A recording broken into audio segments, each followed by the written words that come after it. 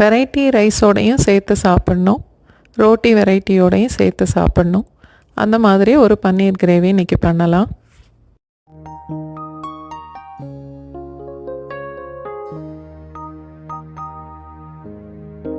Video பார்க்குறதுக்கு முன்னால் சேனலை சப்ஸ்கிரைப் பண்ணிவிட்டு பக்கத்தில் உள்ள பெல் ஐக்கானும் ப்ரெஸ் பண்ணிக்கோங்க.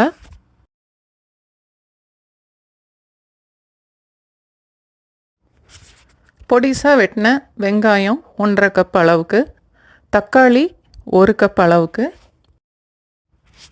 இஞ்சி பூண்டு பச்சை மிளகாய் நல்ல பொடிசாக வெட்டணும்.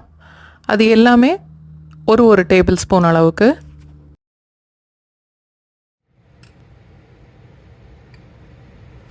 ஒரு தவாவில் 2 டேபிள் ஸ்பூன் அளவுக்கு வெண்ணெய் போடணும்.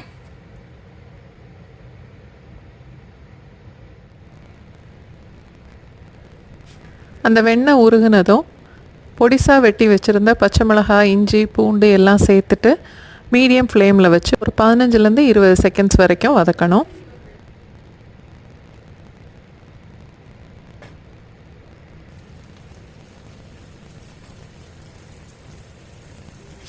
அடுத்து வெங்காயத்தை சேர்த்து வதக்கலாம்.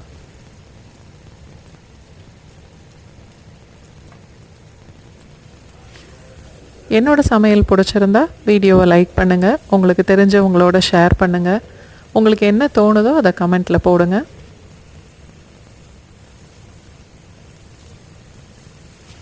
வெங்காயம் கொஞ்சம் செவந்து வரும்போது வெட்டி வச்சுருந்த தக்காளியும் சேர்த்துடலாம்.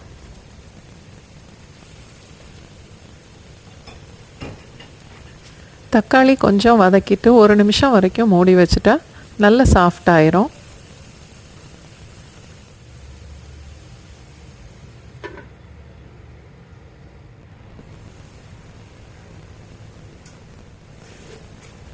அதுக்கப்புறம் தேவையான அளவுக்கு உப்பு சேர்த்துடலாம்.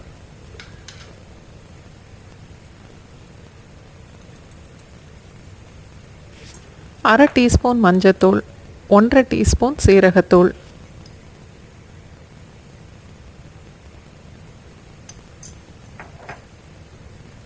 காஷ்மீர் மிளகாத்தூள் 1 ஸ்பூன், ரெகுலர் மிளகாத்தூள் 1 ஸ்பூன்,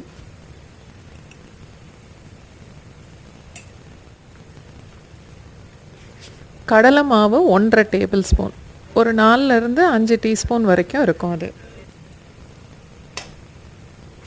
கொஞ்சமாக தண்ணி சேர்த்துட்டு வதக்கிக்கலாம். வதக்கிறப்ப எதனால் தண்ணி சேர்க்கணுன்னா, நம்ம மிக்சியில் மசாலா அரைச்சா அந்த ஈர பதத்தோடு இருக்கும். நம்ம எல்லா பவுடரும் போடும்போது அந்த மசாலா ரொம்ப ட்ரையாக இருக்கும் வதக்கிறதுக்கு. அதனால தான் கொஞ்சமாக தண்ணி சேர்த்து வதக்கிறது. 1 டம்ளர் தண்ணி சேர்த்துட்டு நல்லா கலந்து ஒரு 2 நிமிஷத்துக்கு லோ ஃப்ளேமில் மூடி வச்சிடலாம். சேனல் சப்ஸ்கிரைப் பண்ணவங்க, லைக் பண்ணுறவங்க, ஷேர் பண்ணுறவங்க, வீடியோ பார்க்குறவங்க எல்லாருக்குமே ரொம்ப நன்றி.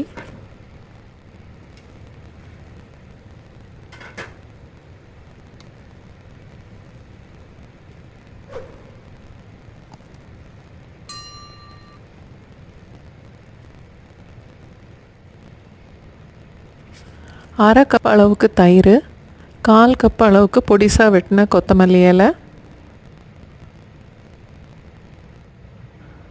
1 டீஸ்பூன் கரம் மசாலா,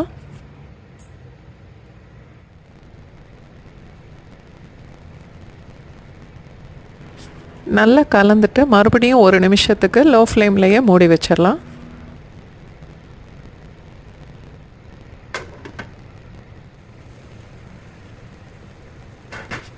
350 கிராம் பன்னீர். பன்னீரை துண்டு துண்டாக வெட்டக்கூடாது, கையில் 1-2 பிச்சு தான் போடணும்.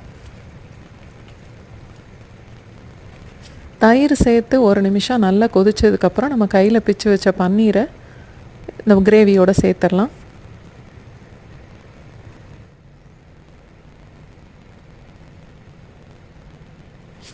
ஒரு டம்ளர் தண்ணி சேர்த்து நல்லா கலந்துட்டு மறுபடியும் 1 நிமிஷத்துக்கு மூடி வச்சா போதும்.